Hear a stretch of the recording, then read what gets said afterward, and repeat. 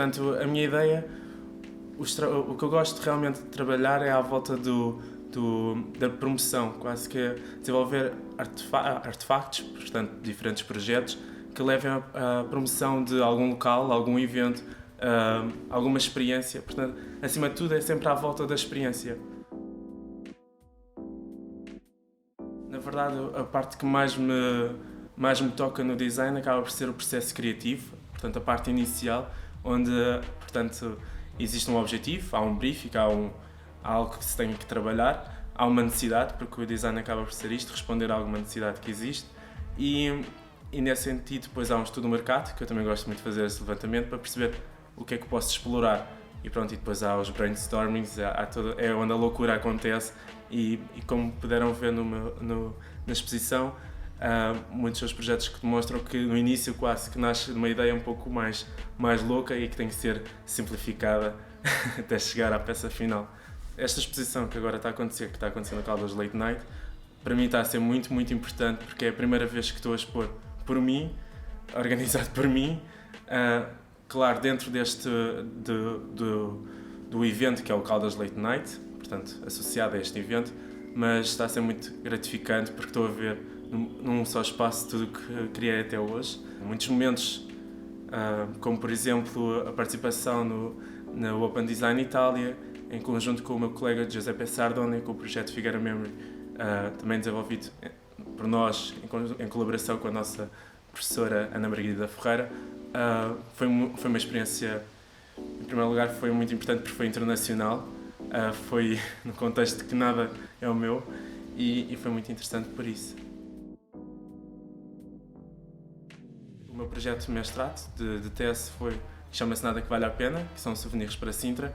Acaba por ser demonstrar muito o que eu sou, e tentei que nesse projeto acabasse por demonstrar as minhas valências, tanto a nível de ilustração como tocar em várias tecnologias para chegar à produção de cada artefacto, o contacto com diversos artesãos, portanto aqui também uma parte de produção que também é interessante, o contacto com outras pessoas, valorizar, portanto, o que é português e ao mesmo tempo o que é feito localmente. Rafael Bordal Pinheiro, o trabalho realizado por ele, sem dúvida que é uma referência. O trabalho feito pelo Laboratório de Histórias, uma empresa aqui das Caldas da Rainha, mais contemporânea, também é uma referência. Pronto, eu tenho imensas pessoas, na verdade, que me inspiram, mas inspiram-me para um certo momento, para um certo projeto, para um certo momento da vida. Portanto, referências há muitas. Os projetos acabam por representar muito o que também eu estou a explorar no momento. Por exemplo, eu tive a oportunidade de fazer um curso, inicialmente participei no workshop, no First International Workshop of Cork, na Faculdade de Arquitetura, em que, portanto, é toda à volta do mundo da cortiça, e o projeto a seguir que realizei já introduzia o que aprendi um bocado aqui, que foi o Figueira Memory, onde surge o contentor de cortiça, onde leva os mantimentos. Também estive a fazer formação em cerâmica, e depois acabo por aplicar no outro projeto a seguir, portanto parece que é por fases. Há um momento que estou mais em contacto com a cortiça, há outro momento que estou mais em contacto com a cerâmica, há outro momento que estou mais virado para a ilustração.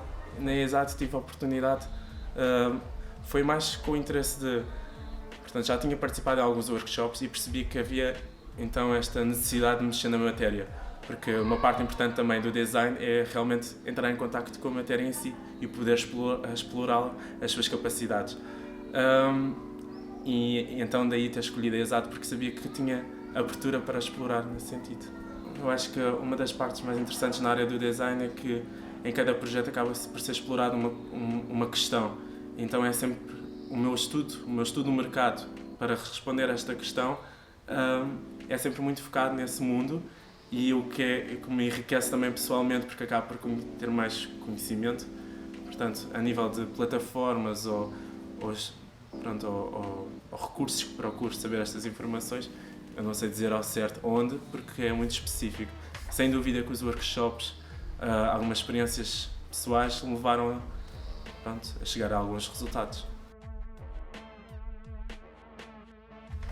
Sinceramente, daqui a 10, 15 anos eu gostava de ver os meus projetos em vida, no sentido de conseguir viver dos meus projetos, por exemplo, os souvenirs que desenvolvi para Sintra. Pronto, eu vejo-me daqui a 10, 15 anos com a minha própria marca e vejo-me em Portugal.